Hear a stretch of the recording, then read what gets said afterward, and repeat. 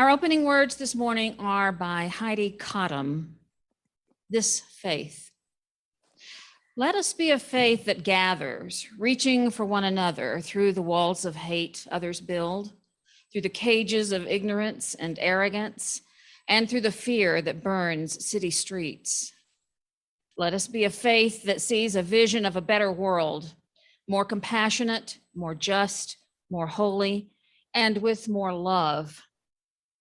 There is a faith that binds up the broken, cauterizes battle wounds with the balm of peace, sings longer and louder than the trumpets of war. Let us be that faith too. Let us be the ones who do not tread lightly in this world, up with our love, who hold up the mirror of worth and dignity, who are the sanctuary others seek. But first, let us be a faith that worships together here, this morning, in this space, at this moment. Let us be a faith. Welcome to this morning, this day, and this opportunity to be together in community, a time of joy, comfort, and sometimes challenges. This Unitarian Universalist congregation is a place where we come to learn more about being human. We're not here because we figured out life's questions or because we think we have got it right. We come here to learn more about being in relationship together, how to listen, how to forgive,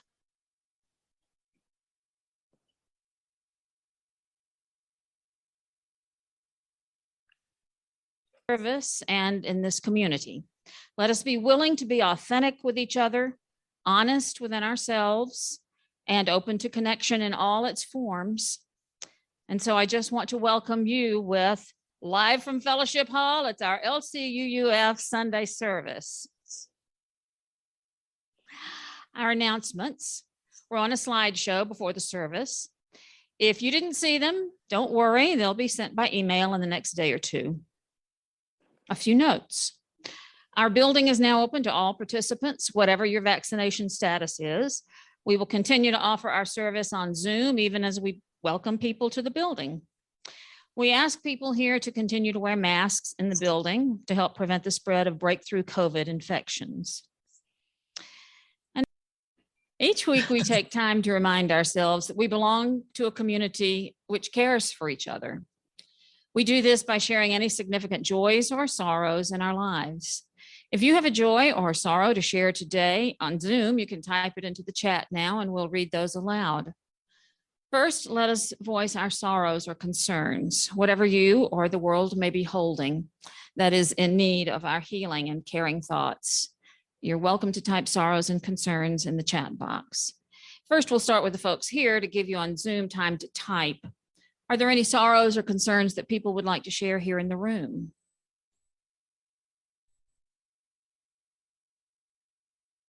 No, there are not too many people.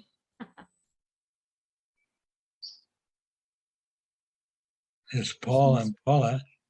Are there any sorrows to be shared on Zoom? Yes, we have several. Okay. I'd like to start with a concern from our whole fellowship. We joined together in concern and care and support for Sue Kelly on the loss of her husband of 62 years, Charles Kelly. And this is probably the first time his name Charles has been used with us. Please also light special candles from Liz Mulder and Elizabeth Katz, who asked that we share their concern for Sue. And our next concern is from Sue Kelly in concern for her sister-in-law, Lori, who's been like a sister to Sue. Lori has just been diagnosed with pancreatic cancer and will have exploratory surgery tomorrow. And the care team would like to light a candle in concern for Elizabeth Katz's upcoming eye surgery.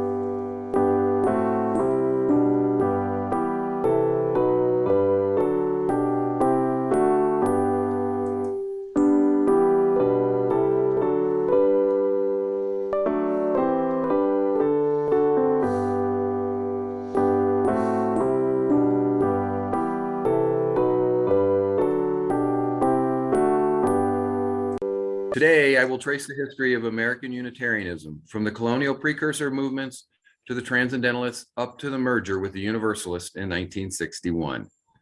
There will be no quiz at the end, so relax and enjoy our story. Boy, did I learn a lot doing research for this talk. Even though I was raised a Unitarian Universalist, I learned how we all but stole the Harvard Divinity chair, how we physically acquired the New England Congregational churches, how the followers of Transcendentalism were the first hippies, and I learned how to spell Transcendentalism without thinking about it. So let me begin by dispelling a few myths about American Unitarians. Our Unitarian forefathers and mothers were Christians. They believed in the God of the Bible and teachings of Jesus. They called themselves Christians. European Unitarians did not export or bring their theology to North America. American Unitarianism is, for all intents and purposes, homegrown. Thomas Jefferson was not a Unitarian. Never was, never joined a congregation preaching Unitarian theology. I'm sure many of you have heard the Thomas Jefferson quote that in a few years, most American men will die Unitarian, and have thought like me when you first heard that, what happened? First of all, in Thomas Jefferson's time, there was not yet a Unitarian denomination. No Unitarian churches by name. They did not yet exist. That would come with the help of William Ellery Channing and Theodore Parker. What was happening is that congregational churches in this time were beginning to call liberal religious ministers to the pulpit who were, with more and more frequency, preaching a Unitarian versus a Trinitarian theology. But this early Unitarian theology is not what you and I would recognize today. That too would have to wait for Channing, Ralph Waldo Emerson, and the Transcendentalists. So, Thomas Jefferson can be forgiven for his optimistic prognostication of the growth of Unitarianism. He did not anticipate the fight that the Orthodox believers would put up. And boy, was it a fight. You have to keep in context, this turn of the 19th century was a real period of revival and reawakening, and there was quite an orthodoxy in the United States. My primary research source for this talk today is Earl Morris Wilbur's Our Unitarian Heritage, UUA sources, and the Epic of Unitarianism compiled by David Park. But where did it all begin? The first churches in the colonies were congregational, founded by the Puritans. They were also the predominant legal entities. They were strict Calvinists in their theology and challenged other religious groups that were a minority in the colonies. The Puritans wrote heresy laws targeted at Catholics, Episcopalians, Quakers, and the Baptists. However, by pre-Revolutionary War days, the doom and gloom dogma of the Calvinists began to wear thin. More and more clergy were speaking out, challenging the oppressive dogmatic doctrines of the Calvinists and Trinitarianism. Their sermons and writings being welcomed and accepted by those in the pews, Trinitarian doxologies were falling out of favor as liberal religious views were being expressed from more and more pulpits throughout New England. At the core of these new liberal preachings was Unitarianism. And then the Congregation of King's Chapel of Boston made a bold move. This from Earl Morris Wilbur's Our Unitarian Heritage. King's Chapel, Boston, established in 1686, was the first Episcopal church in New England. It found itself at the end of the Revolution without a minister, or any hope of securing one from England.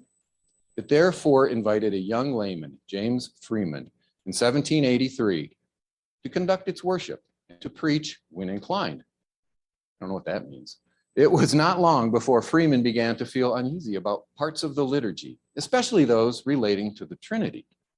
He reported his difficulties to his people and proposed that he resign. They asked him rather to preach a series of sermons on the subject. And the result of his doing so was that most of them accepted his views.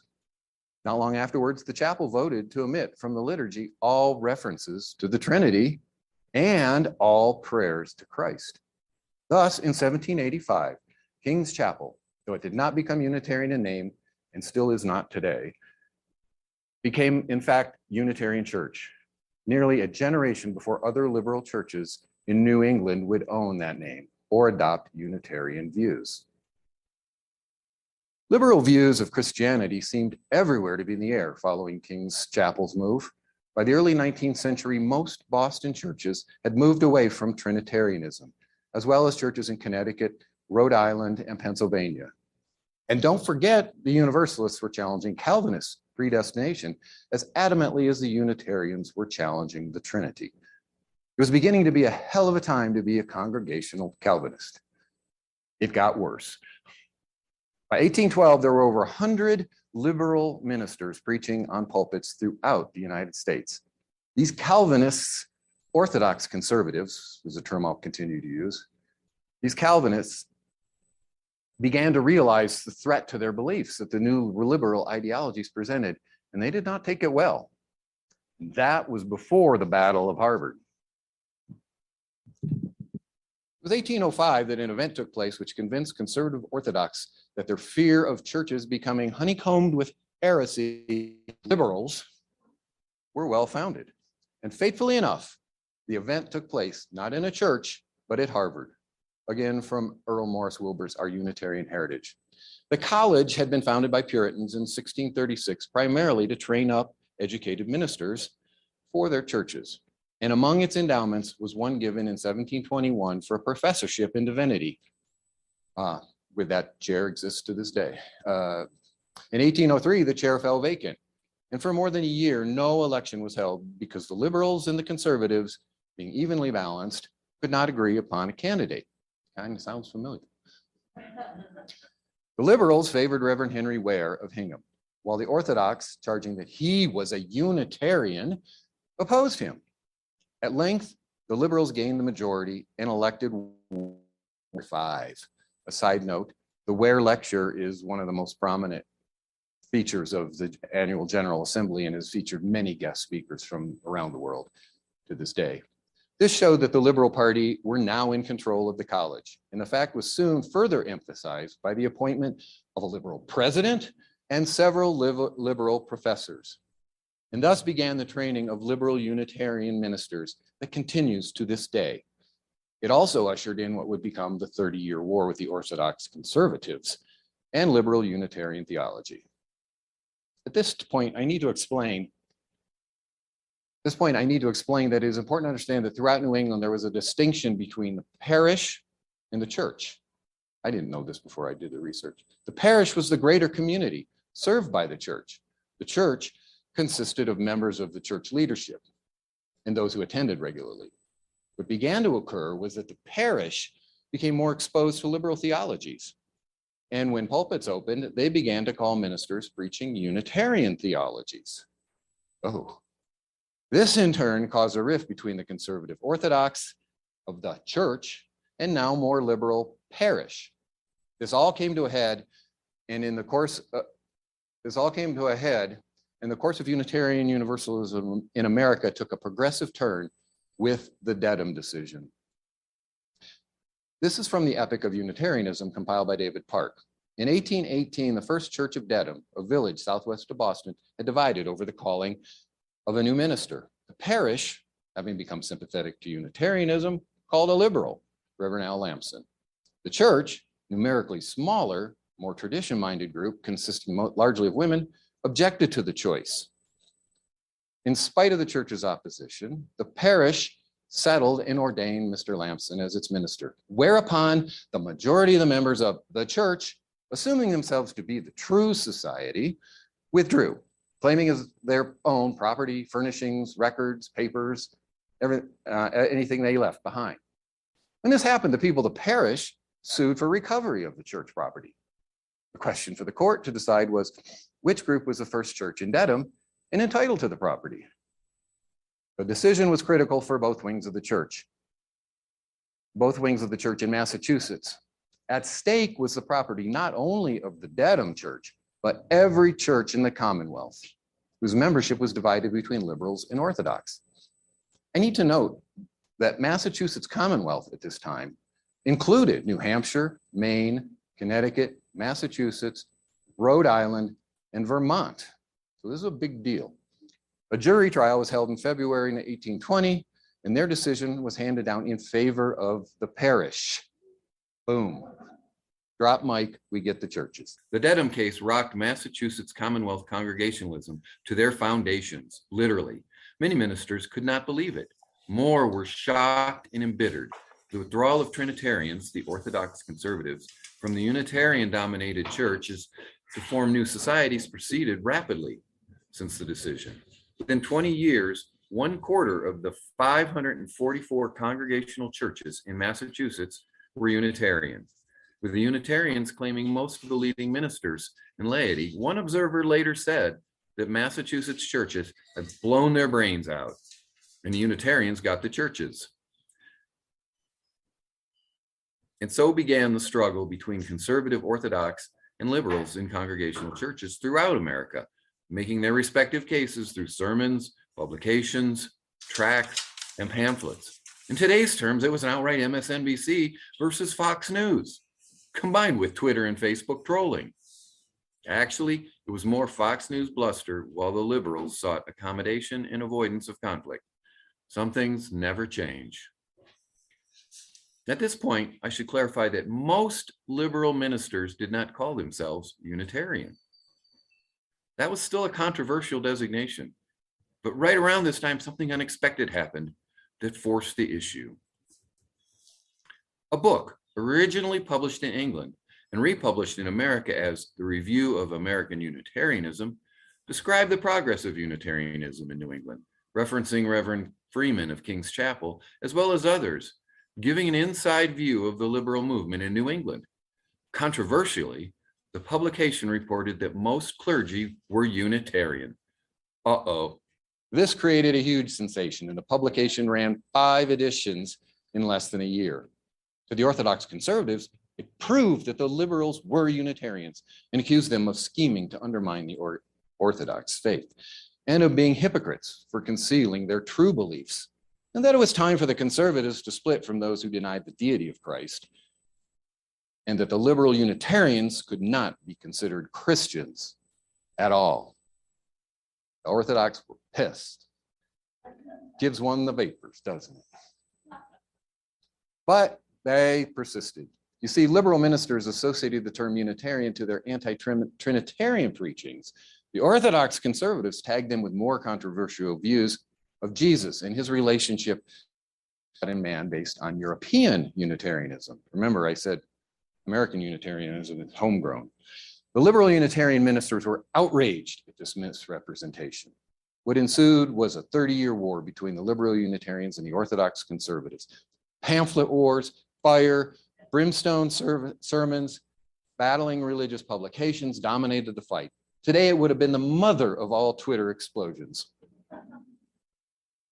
So at last, we come to William Ellery Channing, a quiet man who preferred to avoid conflict, yet felt he could not let Orthodox conservative accusations go unchallenged. To this day, he's considered the father of American Unitarians and attributed with the birth of the Unitarian denomination.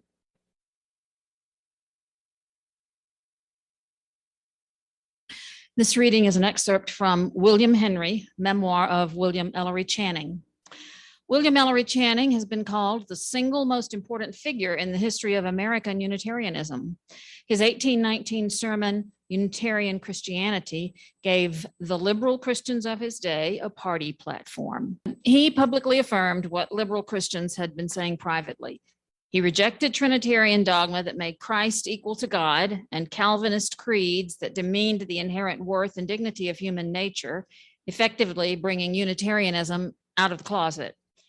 Thanks in no small part to Channing, liberal Christians no longer hid their objections to an Orthodox Christianity, and Unitarianism emerged as a new religious tradition.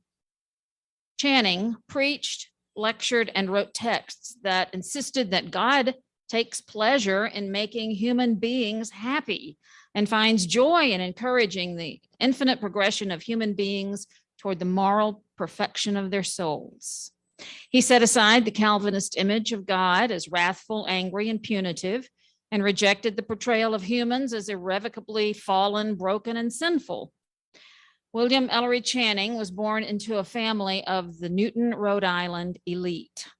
His maternal grandfather was a signer of the U.S. Constitution, and his father, who was the district attorney for Rhode Island, entertained in his home such men as George Washington and John Jay, another signer of the Constitution. Harvard educated, Channing brought together in his theological projects the Enlightenment God of reason, the biblical God of Christian scriptures, the God of piety known through a spiritual change of heart, and the God of providence who acted through business and government affairs to enhance human life on earth. In this way, Channing was the culmination of the American Enlightenment, and at the same time, the transition point to a liberal faith that would eventually remove belief in God, the Bible, Christianity, or Christ as a requirement for Unitarian faith.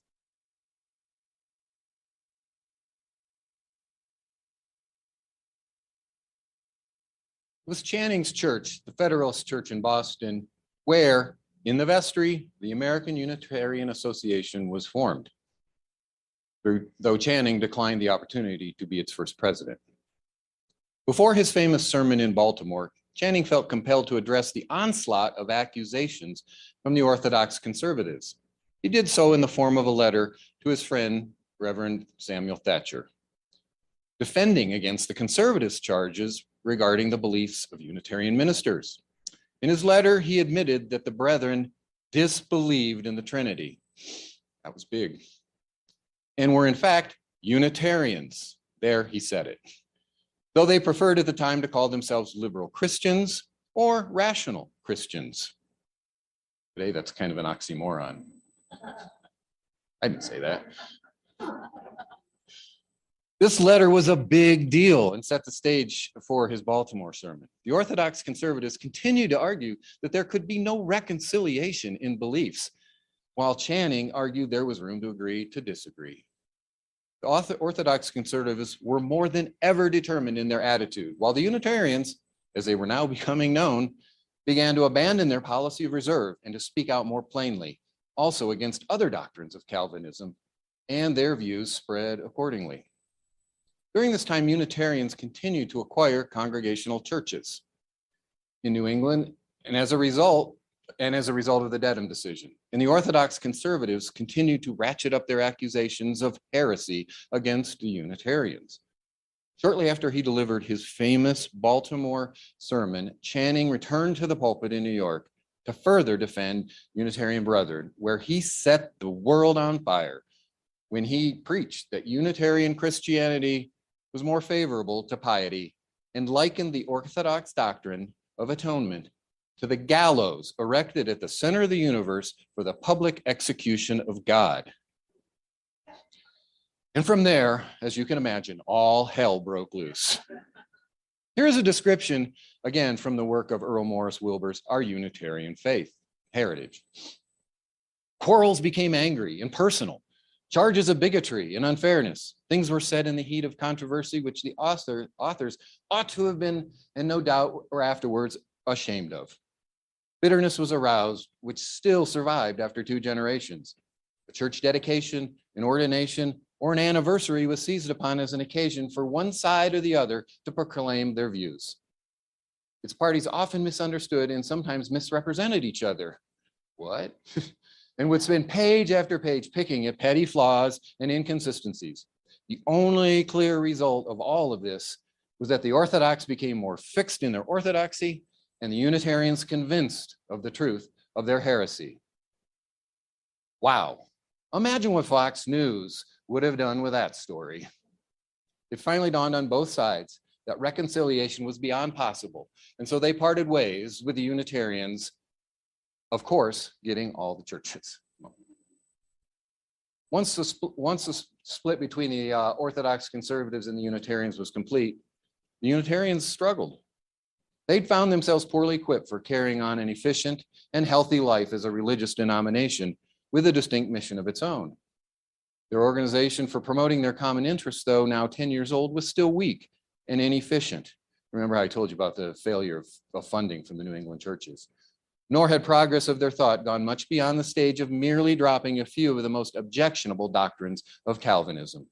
During this time, the U.S. was expanding further west, and year after year, missionary preachers sent out from New England were reporting back how the people in the West and the South were eager to hear Unitarian preachings, how easily churches might be established in scores of thriving new towns, and how great an opportunity there was to liberalize the whole new country.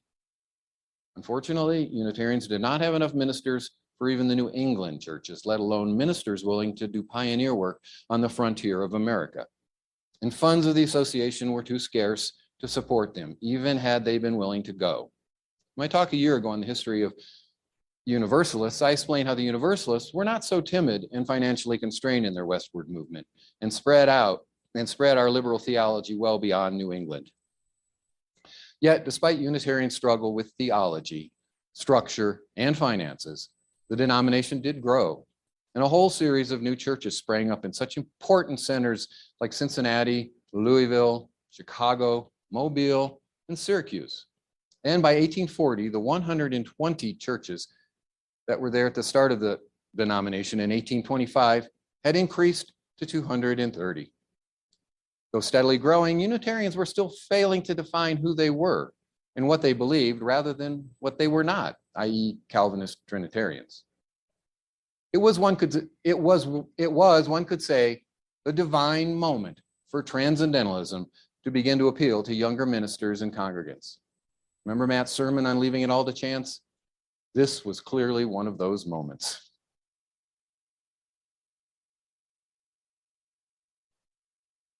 This reading is by Jeff Wilson and is an excerpt from his summer 2008 UU World article.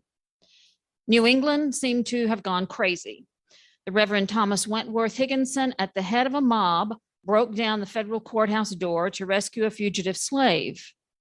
Nearby, George Ripley's utopian community at Brook Farm was based on the teachings of a Frenchman who believed that by harmonizing society, the oceans would turn to lemonade and humans would grow prehensile monkey tails. The Reverend Theodore Parker was funneling cash to terrorists who hoped to capture American military weapons and establish a state for freed slaves on American soil. Meanwhile, Ralph Waldo Emerson had declared himself to be a transparent eyeball. Margaret Fuller was landing the first major blows for women's rights in America. And Amos Bronson Alcott had set up a school where misbehaving students were punished by having to strike him. Boston had once been the citadel of sedate Puritan theocracy. What in the world had the 19th century brought? Confused observers might well have wondered if there was something funky in the water supply. In fact, these prominent intellectuals and ministers, Unitarians all, had been drinking deeply at the well of new currents in European theology and literature. The result was a flourishing and at times bewildering American religious movement known as Transcendentalism. Beginning in the 1830s, a younger generation of Unitarians sought fresh inspiration in strange, exciting ideas from German, French, and British scholarship on the Bible and language. The most important of these ideas, which became the central tenet of the rising Transcendentalist cadre, was that human beings contained within themselves a mysterious internal principle that guided them toward religious truth, an intuitive capacity more profound and reliable than scriptures, ecclesiastical institutions, or tradition. The implications of this new viewpoint in religion were wide-ranging. Many young Unitarians, especially ministers and seminarians, began to push in increasingly radical directions, denying Jesus's miracles or even abandoning the Bible entirely. For some, God became ever more pantheistic, simultaneously retreating into a sort of generalized spiritual field and yet indwelling in the human soul. For many female transcendentalists, such as Margaret Fuller and Elizabeth Palmer Peabody, these new ideas were liberating because they implied the equal capacities of women and men. Some withdrew even further from the mainstream of Boston life, either individually, as in Thoreau's famous experiment at Walden Pond, or as groups like Ripley's Brook Farm, a commune based initially on Transcendentalist ideals. Some who maintained their careers as ministers felt that even the designation of Unitarian was too constricting and became pastors of independent congregations instead. With all this challenging countercultural activity, including discussions of free love and mind-expanding spiritual practices, one might almost call the Transcendentalists the hippies of their day.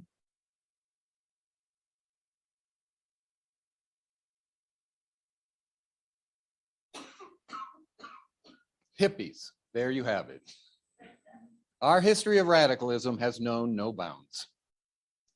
In the summer of 1838, Ralph Waldo Emerson, now rapidly coming to fame for his work on the lecture circuit, was invited to preach a sermon before the graduating class of Harvard Divinity School. The address they heard began a new era in American Unitarianism.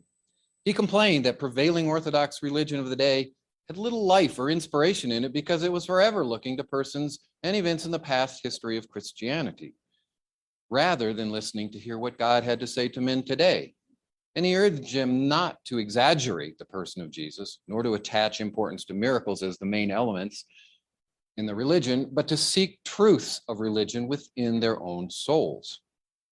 He preached that religion should be no longer cold and formal, but a vital, personal experience.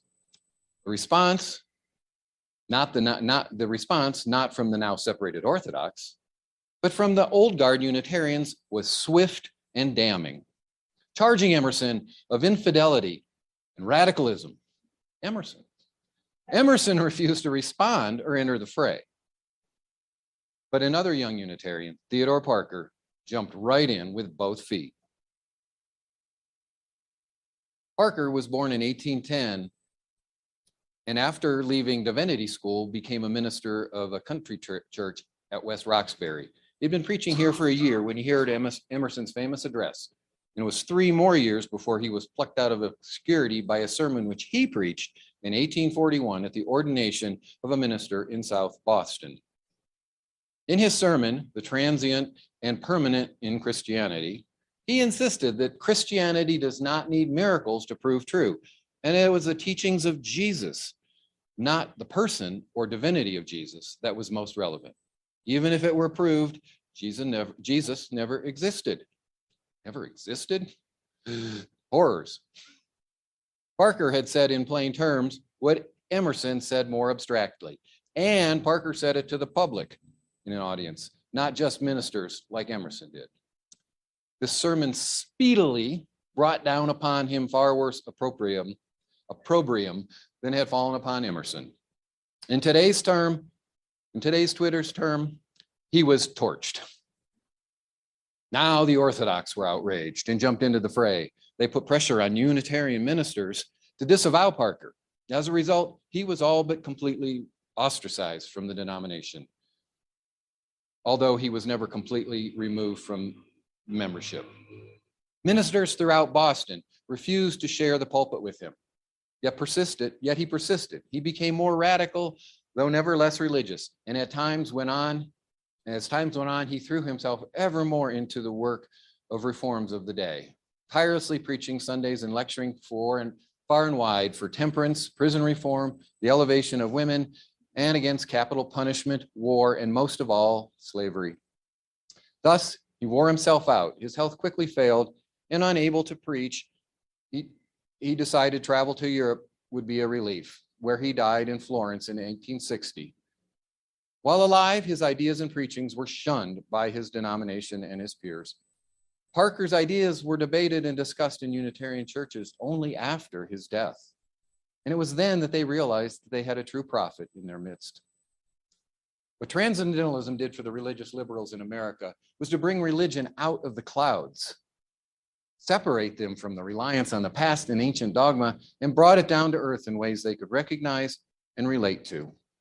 What had begun mainly as a controversy over miracles and the importance of believing in them gradually broadened into the general question as to what is essential to Christianity, and perhaps what more important, who is to be regarded as Christians. Remember, at the beginning of the talk, I clarified that our forefathers considered themselves Christians. And now this was being challenged and most controversially being redefined. The radical controversy, as it became known, lasted for another 20 years until at length it was swallowed up and largely forgotten by the much more serious questions raised by the Civil War. It was because of this controversy that the Unitarian denomination ceased to grow for a time, the period between Parker's controversy and the Civil War. There were several other causes for this slow growth. Unitarians had to use a good deal of their strength in defending themselves against the attacks of the Orthodox, ever unceasing. Plus, many of the most active congregants in the denomination devoted themselves to much less spreading of the word rather than spreading their own faith than to furthering the great reforms. More than in most other denominations, Unitarian ministers and congregants took an active part in anti-slavery movement, prison reform, the suffragettes movement, temperance, I didn't get everything right. This absorbed the energies and many of the expenses of their church work, at the expense of much of their church work. Or positively, you could look at this as the birth of Unitarian social justice activism. Though limited by the lack of funds, the work of the association nevertheless moved forward, and some progress was achieved. When resources and spirits were about their lowest ebb, beginning in 1854, a special effort by the association resulted in raising thousands of dollars to spread the faith by publishing Unitarian books in place of tracts. That had so long been used in the past.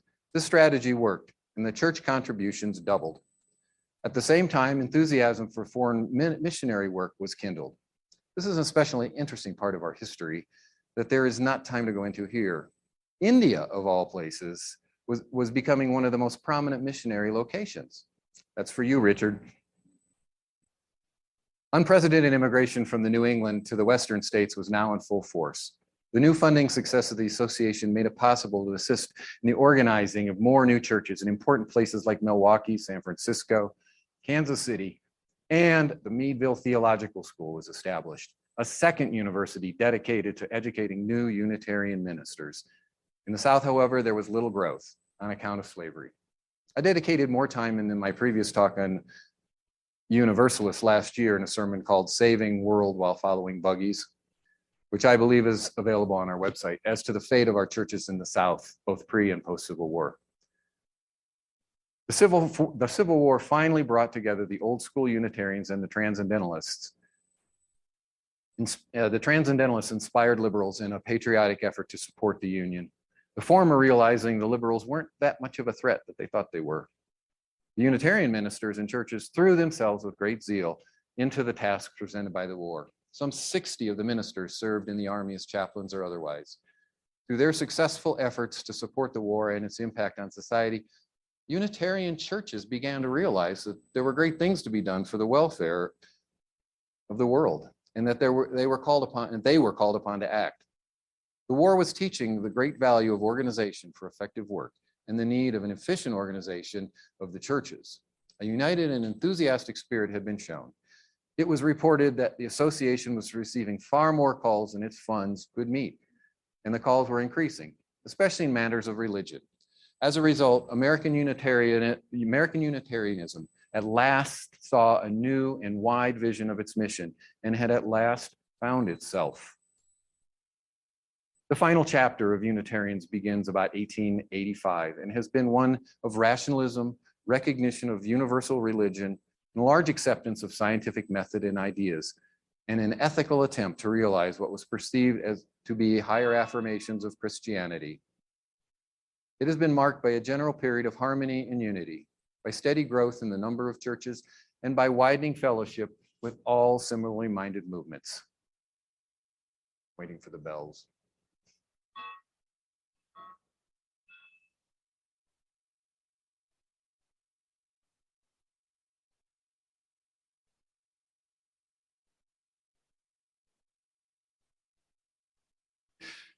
Due to the influence of the Transcendentalists, Unitarians began to find truth in religions other than Christianity. Emerson, for example, studied the Bhagavad Gita, a Hindu scripture. By that time, Universalists too had begun broadening the concept of universalism beyond the idea of universal salvation to embrace what is universal in human experience, thus bringing the two denominations closer than ever before. With revelations not limited to biblical sources or the authority of mostly male clergy, women claimed their place in our religious tradition. Olympia Brown, a Universalist, being the first ordained woman. Thus, Unitarians and Universalists became early supporters of women's rights, including suffrage, the ordination of women, and the economic independence of women from their fathers and husbands. Around the same time, many Christians were shaken by the scientific ideas Charles Darwin proposed in his theory of evolution. Unitarians and Universalists had already realized that science too was a source of truth, though had little difficulty with Darwin's ideas. Even harder than Darwin's theory for many Orthodox Christians to accept was the 19th century movement of historical literary criticism of the Bible, which examined biblical texts as products of a particular time and place, not the divine word of God. Again, Unitarian Universalists had no problems with such ideas because they embraced the ever-widening sphere of truth from a variety of sources. So, what brought the two groups together? They had much in common. Most significantly, each was a free faith with no creed, and both had strong policy of congregational autonomy, sometimes too much. They were compatible theologically, though each brought a different emphasis. There was more to be said about the period between 1900 and 1961, 2 world wars, the Jim Crow era, influence of the humanists. But through all these society-altering events, the Unitarians had already set their course due to the work of the sacrifices of Freeman, Channing, Emerson, Parker, and many more that time did not allow me to detail. Alas, I'll leave that for another service. Unitarians brought the concept of one God rather than the Trinitarian God of conventional Christian churches. Universalists who believed in the doctrine of the universal salvation were widely known for their tolerance and generosity of spirit. Both groups allowed the umbrella of their religion to encompass an increasingly diverse range of beliefs, including atheists, agnostics, humanists, Jews, as well as Christians. And by the time of their consolidation, the class differences, laborers and farmers versus merchants and professionals, were more historical and perceptual than had been historically, especially in urban settings. The merger then was a practical move to strengthen two small denominations that had limited resources. Long in coming, it was the right way to go, not only for pragmatic reasons, but because each faith continues to teach and strengthen the other. We free thinkers, we religious liberals stand on the shoulders of tenacious and dedicated great Unitarian Universalists. So let us never forget and let us be about the task. The materials are very precious and they are very perishable. May it be so today and forevermore.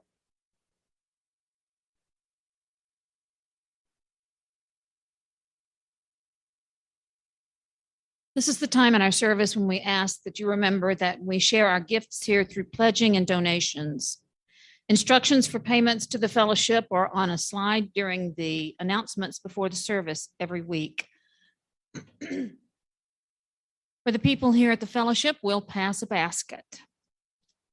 And while you're considering your gifts to the fellowship, remember that each month, LCUUF donates 5,000 pesos or more to an organization in our Lakeside community. We share 1/2 of the offering collected at the fellowship each week with that organization. For the month of April, we will be supporting Poco San Pedro Itzlacan. This organization supports youth and women in this indigenous area through education, teaching local organic food growth, providing food and drinking water to renal patients, feeding over 300 children 5 days a week, offering health services as well as literacy and English as a second language classes. If you are not attending the fellowship in person, please donate to Share the Basket when you pay your pledge. Donate to Share the Basket separately or indicate what part of your donation is for Share the Basket. The offering has been given and received. Let us now extinguish our chalices with these words, which we read together. We extinguish this flame, but not the light of truth, the warmth of community, or the fire of commitment. These we keep in our hearts and share with all the world.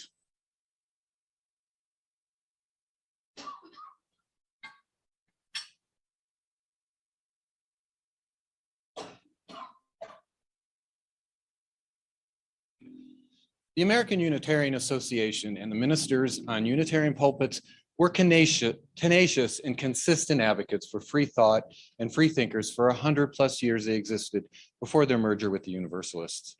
Their words and deeds moved not only their congregants, but everyday workers, politicians, writers, and other denominational ministers to action.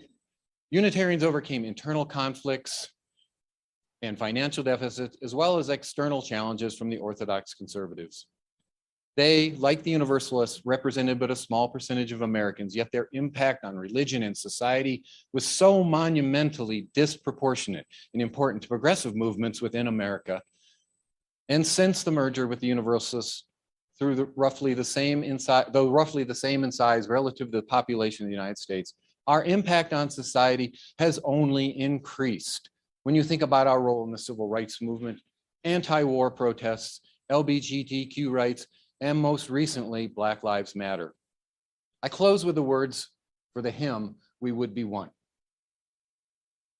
Written by Unitarian minister Samuel Anthony Wright for Unitarian and Universalist youth at their Continental Convention of 1953-1954. At this conference, they merged to form the Liberal Religious Youth, LRY. That's me.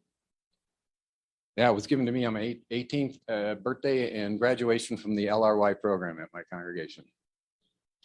I'm a product of that. This set the model for the Unitarian Universalist denomination consolidation in 1961. We would be one indeed. The lyrics not only talk of joining together in love, but it gives us the most important 10 words. We pledge ourselves to greater service with love and justice. Hear the words, we would be one, as now we join in singing our hymn of love to pledge ourselves anew to that higher cause of greater understanding of who we are and what in us is true. We would be one in living for each other to show to all a new community. We would be one.